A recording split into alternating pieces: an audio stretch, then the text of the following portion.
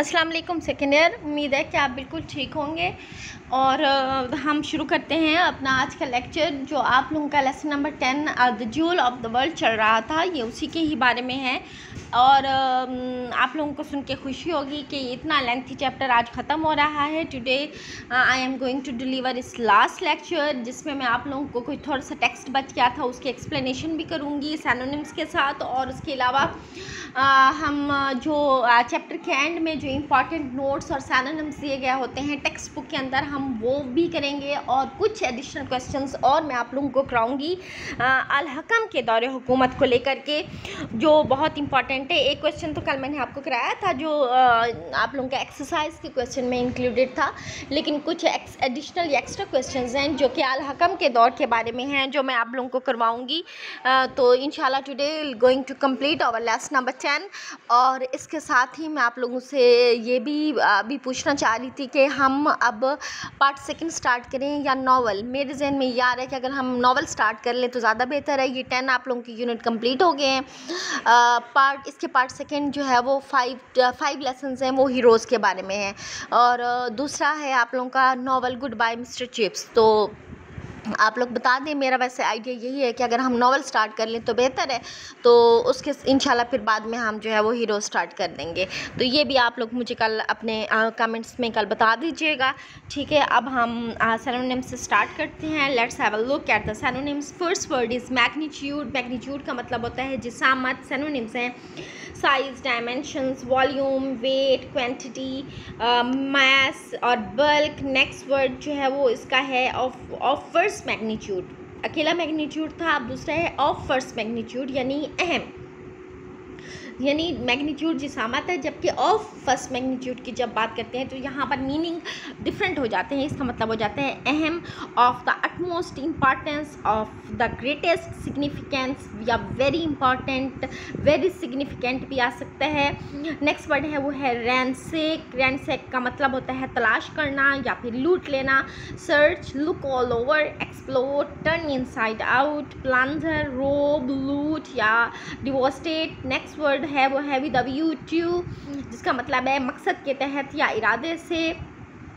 Synonyms हैं purposely, with the intention of. Next word जो है वो है मैन्यूस्क्रिप्ट। मैन्यूस्क्रिप्ट का मतलब होता है मुसव्विदा, यानी जो किताब इब्तिदा में हाथ से लिखी गई हो, बाद में यानी जिसकी छपाई हो, हाथ से लिखी गई किताब जो मुसन्निफ ने खुद अपने हाथ से लिखी हो, पहली यानी जो बुक जो होती है, यानी अभी तक उसकी कोई और कॉपी नहीं बनी हो, वो मुसव्वदा कहलाती है, यानी बुक वॉल्यूम या पब्लिकेशन या ट्रीटाइज। नेक्स्ट वर्ड वो है कैटलॉग। कैटलॉग का मतलब होता है फहरिस्त। सैनोनिम्स हैं list, record, register, directory, index, roll या क्लासिफिकेशन। नेक्स्ट वर्ड है सेक्योर। सेक्योर हासिल करना या ख़रीदना। सैनोनिम्स हैं एक्वायर, ऑब्टेन, गेन, गेट या get hold of, get possession of, come into possession of, buy या फिर purchase.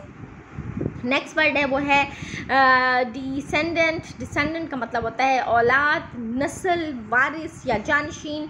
A person, an animal, plant और अ थिंग डिसेंडेड और ड्राइव्ड फ्रॉम एन एंसेस्टर और अ प्रेडिसेसर, या फिर issue या offspring, children, heirs या सक्सेसर्स। ये सारे मीनिंग्स हैं किसके? डिसेंडेंट के। जी आगे देखें, कुछ और सैनोनिम्स हैं। डिस्टिंग्विश्ड, नुमायाँ, मुमताज़ या मशहूर। Famous, famed, eminent, renowned, prominent, well known, noted, notable, esteemed, illustrious, celebrated या respected. नेक्स्ट वर्ड है enthusiastically। enthusiastically पुरजोश अंदाज से। सैनोनिम्स हैं eagerly, keenly, ardently, warmly, passionately, vehemently, excitedly, avidly, heartily, wholeheartedly, devotedly, earnestly। Next word है रुडिमेंट। रुडिमेंट का मतलब होता है इब्तदाई, beginnings, elements, first principles. Next word है चीफली, ख़ास तौर पर। मीनिंग्स हैं लार्जली या फिर मेनली। इन एडिशन अब मज़ीद अल हकम के बारे में हम इसमें मज़ीद पढ़ रहे हैं। ये एंड का यूँ समझ लें पैराग्राफ्स हैं कि in addition to the university the capital housed a library of first magnitude. पहले हमने पढ़ा अल हकम के इंपॉर्टेंट कारनामों में से कि वो एक स्कॉलर था, आलिम था और इल्म की लर्निंग की सरपरस्ती करता था। और उसके दौर में जो मॉस्क ऑफ कार्डोवा थी उसमें यूनिवर्सिटी की बुनियाद रखी गई और ये यूनिवर्सिटी बहुत बड़ी यूनिवर्सिटी थी। बगदाद में मौजूद निज़ामिया और मिस्र में मौजूद या कायरो या काहिरा में मौजूद, आपको पता है मिस्र मुल्क है, काहिरा दारुल हुकूमत है उसका, और उसमें मौजूद जो यूनिवर्सिटी मशहूर है वो है अल अज़हर। तो वो कहते हैं कि ये यूनिवर्सिटी जो यूनिवर्सिटी ऑफ कॉर्डोवा कहलाई, मॉस्क ऑफ कॉर्डोवा में इसकी बुनियाद रखी गई। ये उन दोनों यूनिवर्सिटीज़ के बराबर के दर्जे की थी, बल्कि उनसे कहीं बढ़ के थी। अल-हकम ने तमाम दुनिया से उसके लिए टीचर्स मंगवाए और बुलवाए और उनके लिए बाकायदा फ़ंड अलहदा से मुख्तस किया ताकि उनको बहुत बड़ी बड़ी जो है वो तनख्वाहें उनको दी जा सकें। इसके अलावा वो कहते हैं यानी यूनिवर्सिटी के बारे में तो बता दिया। दूसरी अहम चीज़ जो उस दौर की अल-हकम के दौर की मशहूर थी वो थी लाइब्रेरी। यानी वैसे तो बहुत सारी लाइब्रेरियाँ थी, पीछे हमने पढ़ा है यूनिवर्सिटी यानी अल-हकम के दौर से पहले भी 70 लाइब्रेरीज़ जो हैं वो कॉर्डोवा में मौजूद थी, लेकिन ये सबसे बड़ी जो वहाँ की लाइब्रेरी है उसकी बात हो रही है, लाइब्रेरी ऑफ फर्स्ट मैग्नीट्यूड, यानी बहुत ही अहम, बहुत ही मुमताज़ किस्म की लाइब्रेरी थी। Al Hakam was a lover of books, Al Hakam किताबों का आशिक था। His agents ransacked the book shops of Alexandria, Damascus, Baghdad with a view to buying और कॉपिंग दी मैन्युस्क्रिप्ट्स। और उसके वो सारी दुनिया में उसके एजेंट घूमते थे और हर शहर को जाते थे और हर शहर की किताबों की दुकानें, जैसे इंपॉर्टेंट शहरों के नाम बताए हैं, अलेक्जेंड्रिया है, दमिश्क है, बगदाद है, उनके कुतुब खानों को छान मारते थे इस नीयत से कि वो वहाँ मौजूद कोई भी किताब जिसका मैन्युस्क्रिप्ट वहाँ मौजूद हो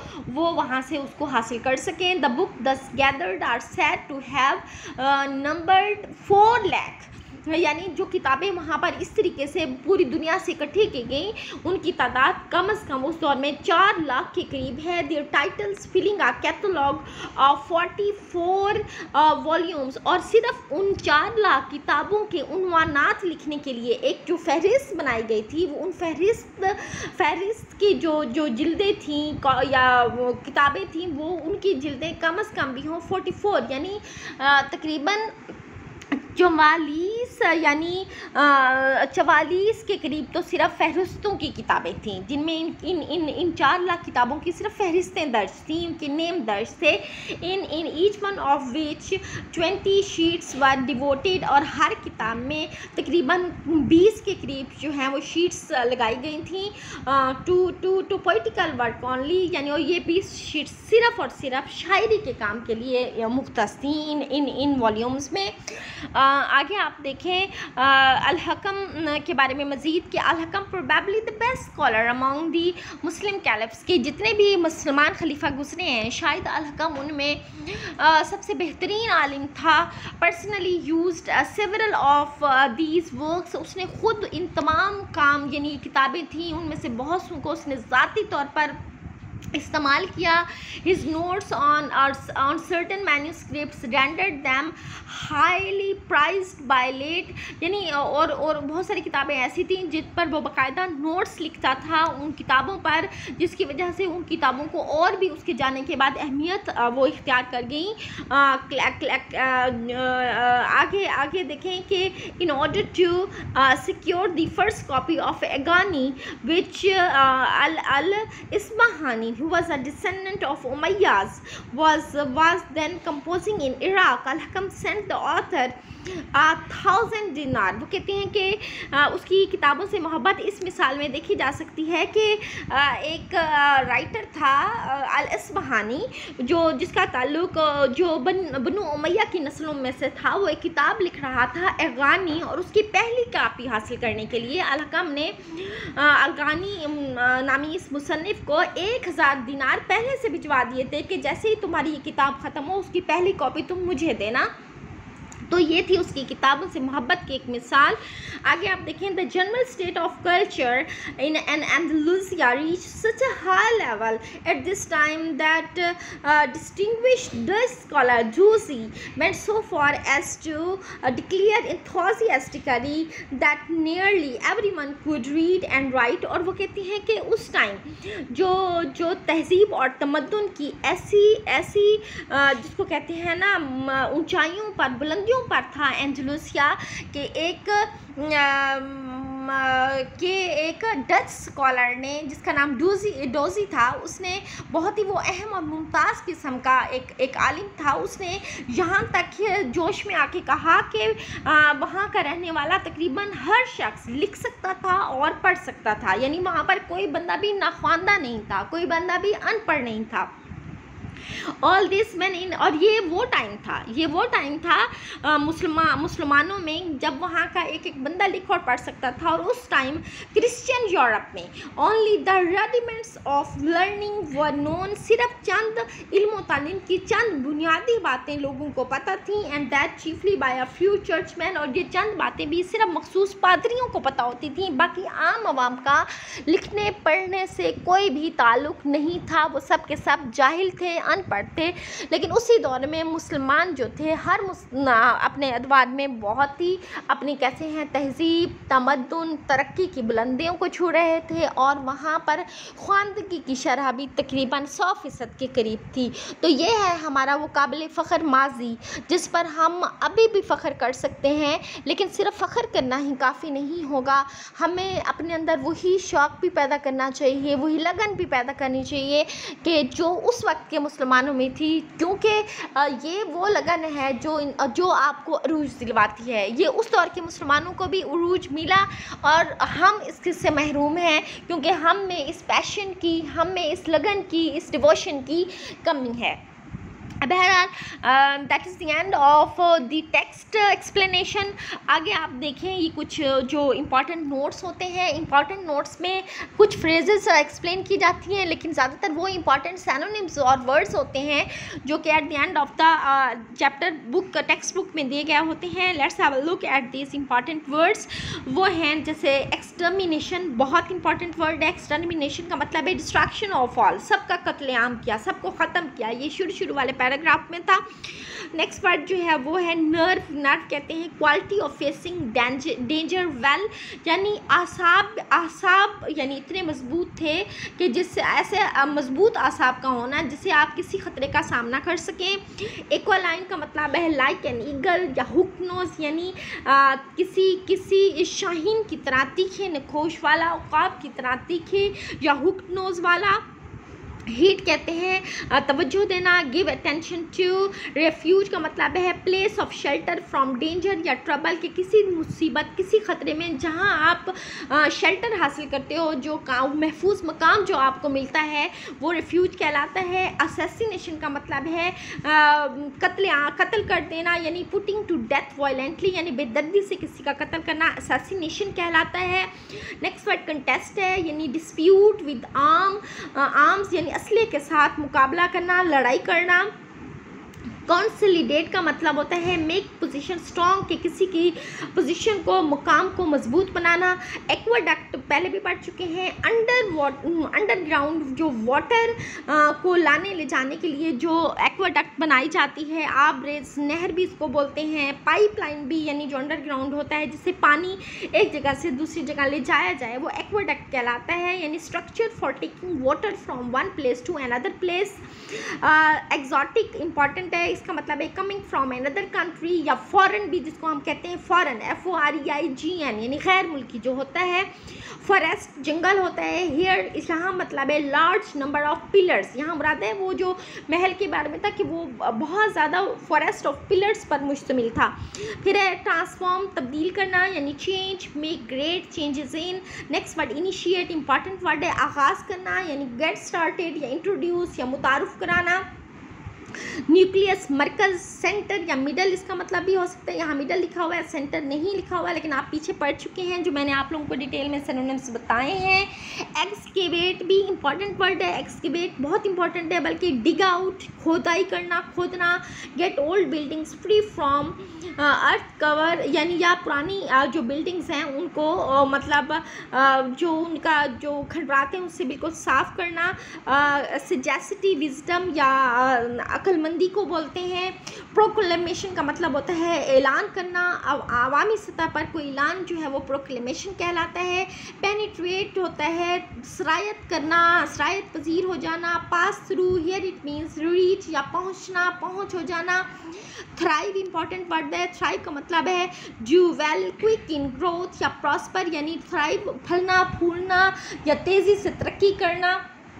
थ्राइव के मीनिंग है emboss, emboss make pictures of और ऑन इन रिलीफ, यानी मुख्तलिफ़ किस्म की तस्वीर कशी करना या तस्वीरें बनाना। वेलेंशिया जो था वो प्रोवेंस था, यानी एक सूबा था। ईस्ट स्पेन यानी मशरक़ी स्पेन के एक सूबे का नाम था वेलेंशिया। प्रोवर्बियल बोलते हैं वेल नोन, यानी बहुत ही मशहूर कोई चीज़ हो। नेक्स्ट आप देखो एम्फी थिएटर। एम्फी थिएटर का मतलब होता है कि ये पुराने ज़माने में गोल स्टेडियम नुमा एक थिएटर होता था, जो सीढ़ियाँ जिनकी एक दो बनी होती थी और सामने स्टेज बना होता था, जिस पर बैठकर लोग जो है वो जो स्टेज ड्रामे होते थे उस दौर में भी हुआ करते थे, देखते थे। लेकिन यहाँ पर एम्फी थिएटर से मुराद है वो बाग जो एम्फी थिएटर की शक्ल का बनाया गया था, यानी circular building with seats rising behind and above each other, round and central open space, और दरमियान में जो स्पेस होता है वो बिल्कुल खाली होता है। नॉटिकल कहते हैं जो शिप्स के मुतालिक, नेवी से मुतालिक या सीमैन से मुतालिक जो वर्ड्स या वोकैबुलरी है that is called nautical of ships या सीमैन। एवरेज का मतलब होता है कि यहाँ पर वो कहते हैं ये लफ्ज़ यूज़ हुआ है ड्यूटी अपॉन गुड्स, यानी जो टैक्स लगाया जाता है मुख्तलिफ अशिया पर वो एवरेज कहलाता है। अल अज़हर यूनिवर्सिटी है at Cairo in Egypt. Cairo का मतलब है काहिरा, उर्दू में हम काहिरा बोलते हैं, इंग्लिश में कैरो, और इन इजिप्ट, इजिप्ट पहले भी बताया था, इंग्लिश में इजिप्ट और उर्दू में मिस्र, यानी मिस्र के शहर में मौजूद दारुल हुकूमत काहिरा या फिर कायरो इन इजिप्ट में मौजूद एक यूनिवर्सिटी जिसका नाम था अल अज़हर। इंडोमेंट का मतलब होता है act of giving property producing regular income especially to organisations, यानी एक किस्म का फंड का कायम करना जिससे किसी ऑर्गेनाइजेशन की कहीं लोगों की मदद की जा सके। मैग्नीट्यूड कहते हैं साइज़ या डिग्री ऑफ बीइंग इम्पॉर्टेंट, यानी किसी चीज़ का हुजम या किसी चीज़ कोई चीज़ की जितनी अहमियत हो उस लिहाज से उसके लिए, उसकी अहमियत के लिहाज से उसके लिए मैग्नीट्यूड का वर्ड्स यूज़ किया जाता है। मैन्यूस्क्रिप्ट कहते हैं हाथ से लिखी गई किताब, बुक्स रिटन बाय हैंड्स या प्रिंटेड बुक्स जो ना हो। प्रिंट आपको पता है मशीन पर होती है, जो हाथ से लिखी गई किताब होती है वो मुसव्वदा कहलाती है उर्दू में, और इंग्लिश में उसको बोलते हैं मैन्यूस्क्रिप्ट। नेक्स्ट वर्ड है एगवानी, एक बुक थी ऑन म्यूज़िक जो पीछे में अल अस्बहानी ने लिखी थी, जिसको लाने के लिए पहले से ही अल हकम ने अपना बंदा भेज दिया था 1000 दिनार के साथ के ये जैसे ही इसका मुसव्वदा तैयार हो ये सबसे पहले मुझे दिया जाए। रूडिमेंट्स कहते हैं फर्स्ट स्टेप या stages in some branch of knowledge, यानी बहुत ही इब्तदा में इक्का दुक्का कोई लोग जब कोई काम या इल्म हासिल करना शुरू करें कहीं किसी जगह तो वो रूडिमेंट्स कहलाते हैं। ये हो गया। अब बेटे अब है कुछ आप लोगों के जैसे कि मैंने बताया था मज़ीद एडिशनल क्वेश्चंस जो अल हकम के दौर को लेकर के हैं। इनमें क्वेश्चन नंबर है पहला, how did Spanish government develop postal and coinage system. ये इंपॉर्टेंट है। Spanish government started a regular postal and coinage system, यानी उन्होंने इस गवर्नमेंट ने बाकायदा अपना पोस्टल का निज़ाम और सिक्के का निज़ाम शुरू किया। Dinar was used as the gold unit and dirham as the silver unit, जिसमें दिनार उनका कीमती यानी सोने का यूनिट था और दरहम उससे कम कीमत यानी चांदी का यूनिट था, छोटा सिक्का था, यानी कह सकते हैं कि दिनार बड़ा सिक्का था और दिरहम छोटा सिक्का था। अगला क्वेश्चन है what do you know about Al Hakam या who was the successor of Abdur Rahman third. Abdur Rahman third या सोम का जानशीन कौन था। ये ऐसे भी क्वेश्चन पूछा जा सकता है और ये ऐसे भी कि आप अल हकम के बारे में क्या जानते हैं। इसका आंसर है Al Hakam was the successor of Abdur Rahman third. He was a great scholar and a lover of books. किताबों का शहदाई था, आलिम था। सो ही पैट्रनाइज्ड लर्निंग ग्रेटली, और उसके दौर की सबसे बड़ी खूबी यही है कि उसने इल्म की सरपरस्ती की और वो हमेशा करता रहा। अगला क्वेश्चन है how many schools did Al Hakam establish. Al Hakam के दौर में कितने स्कूल कायम किए गए स्पेन में। अल Hakam establish 27 free schools in कार्डोवा, यानी सिर्फ कर्तबा या कार्डोवा में ही 27 फ्री स्कूल्स कायम किए गए, यानी 27 ऐसे स्कूल जहाँ पर बिल्कुल मुफ्त तालीम दी जाती थी। अगला क्वेश्चन है, how many books were there in the library of Cordova, Cordova की लाइब्रेरी में कितनी किताबें मौजूद थी। बहुत इंपॉर्टेंट है बुक ये question. Cordova had a wonderful library containing nearly 4 lakh books, the titles of which filled a catalog of 42 volumes, यानी कि जिनके सिर्फ टाइटल्स को लिखने के लिए ही 42 किताबें जो थी वो रखी गई थी, और किताबों की टोटल तादाद जो थी वो थी 4 लाख के करीब। How did the agent of Al Hakam search for book, Al Hakam के जो नुमाइंदे थे, एजेंट्स होते थे, वो किताबों की दुनिया में कैसे तलाश करते थे। तो इसका आंसर है देखें, Al Hakam was a great lover of books, बहुत यानी किताबों का शहदाई था। His agents the bookshops of Alexandria, Damascus and Baghdad, यानी ये क्योंकि उस दौर के मशहूर शहर थे इल्म के लिहाज से, तो ज़्यादातर इसके एजेंट्स इन्हीं शहरों में घूमते थे और वहाँ जाके बुक शॉप्स को जाके छानते थे, टू बाय बुक्स और टू कॉपी द स्क्रिप्ट्स के, या तो वहाँ से किताबें खरीद सकें या कोई किताबें अगर मुसव्वदों की शक्ल में हो तो उनकी फिर कॉपी हासिल कर सकें। ठीक है, ये क्वेश्चन है। इसके अलावा भी 2 क्वेश्चन हैं एक्स्ट्रा में कि what did the former Arabs invent, जो अरब्स थे उनकी एक बहुत बड़ी इजाद है, वो क्या थी कि the former Arabs invented nautical terms, कि उन्होंने जहाज़रानी से मुतल्लिक अल्फाज या वोकैबुलरी ईजाद की थी, टर्म्स ईजाद की थी, विच आर स्टिल यूज, जो अभी इस्तेमाल होती हैं, various languages such as admiral, arsenal, average and cable, यानी ये अल्फाज दर हकीकत अरबों की ईजाद है, बहुत पुरानी, जो अब लेटेस्ट वोकैबुलरी में भी इस्तेमाल होती हैं। नेक्स्ट क्वेश्चन है, ये आप लोगों का लास्ट क्वेश्चन है कि what did Dutch scholar Dozy declare about Andalusia. Important question है कि एंडलूसिया के बारे में डच स्कॉलर डूजी ने क्या ऐलान किया, क्या डिक्लेयर किया। The general state of culture in Andalusia reached a very high level in the time of Al Hakam, कि इतनी बुलंदियों पे पहुंची तरक्की कि the great Dutch scholar Dozy ने कहा, हैड टू डिक्लेयर, यानी उसको कहना पड़ा, that every one there could read and write, कि इस शहर में मौजूद हर शख्स जो था वो लिख सकता था और वो पढ़ सकता था। तो ये था आप लोगों का लेसन नंबर 10। उम्मीद है आप सबको बहुत अच्छे से समझ आ गया होगा। कल आप लोगों ने इसको पढ़ के, इसको अच्छे से सुन के, और मुझे ज़रूर अपना आप लोगों ने बताना है, अपना फीडबैक देना है कि आपको कितना समझ आया। चाहे आप इसके वीडियो के एंड में भी कमेंट्स आप दे सकते हैं, आप अपने गूगल क्लासरूम में भी अपने कमेंट्स में बताया करें कि आप लोगों को ये लेसन कितने हद तक अच्छा लगा, इसकी क्या चीज़ अच्छी लगी, आप लोगों को समझ आया या नहीं आया। ये बेटा आप हर इसमें, क्योंकि ये चीज़ें हमें बताती हैं कि आप लोग, हम सेटिस्फाई हो जाते हैं कि आप लोगों को समझ आ रही है या नहीं। तो इसके साथ ही मैं आज के लेसन को एंड करती हूँ। इंशाल्लाह परसों मैं आप लोगों को ग्रामर कराऊंगी होपफुली, और जो हम न्यू लेसन स्टार्ट करेंगे इंशाल्लाह फ्रॉम मंडे से हम लोग स्टार्ट करेंगे, और होपफुली स्टार्ट द नॉवल। मेरी ज़्यादातर जहन में यही है, बाकी आप लोग भी अपने सजेशन दे दीजिएगा कि हम नॉवल स्टार्ट करें या जो लास्ट हीरोज़ वाला पोर्शन है उसको कंप्लीट करें। ठीक है, इसके साथ ही अल्लाह हाफिज़।